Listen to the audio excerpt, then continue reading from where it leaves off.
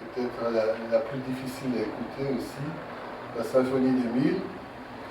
Il se trouvait très embêté parce que Mahler était superstitieux. Et il disait, Beethoven est mort après sa 9e, et puis il y a eu Schubert, etc. Il n'osait pas écrire une 9e symphonie. En fait. Et alors il a cru trouver une solution, c'était d'écrire non pas une symphonie, mais un poème symphonique. Donc il a fait le poème symphonique qui est connu sous le nom Le Chant de la Terre, Das Lied von der Erde,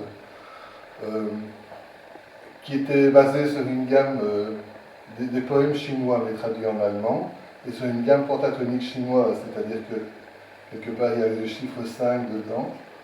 Là, c'était plus la gamme occidentale, mais il avait pris une gamme chinoise. Et après avoir composé son Chant de la Terre, l'année suivante, il s'est dit, bon ben voilà, maintenant, en fait j'ai fait une 9e sans le dire, je vais pouvoir composer une 9e, qui en fait sera ma 10e. Et donc j'ai conjuré le sort. Il a donc fait sa 9e symphonie, qui est en fait, si on considère que le Chant de la Terre est exactement une symphonie. Et puis, l'année où il a commencé sa 10e, il est mort. Voilà. Donc, en fait, sa stratégie n'a pas marché. Il y a une espèce de fatalité absolue qui fait que, voilà, évidemment, tout le monde s'est ingénié à compléter une 10e de Mahler. Il avait écrit un mouvement plus des notes pour les 3 autres.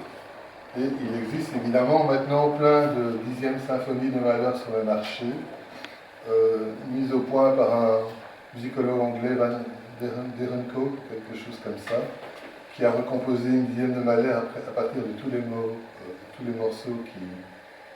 J'aime beaucoup le graphisme de cette pochette parce que, comme le dit, est un chiffre romain, c'est aussi un X. C'est-à-dire qu'on ne sait pas très bien si c'est un 10 ou bien si c'est la Xème symphonie de Mahler finalement.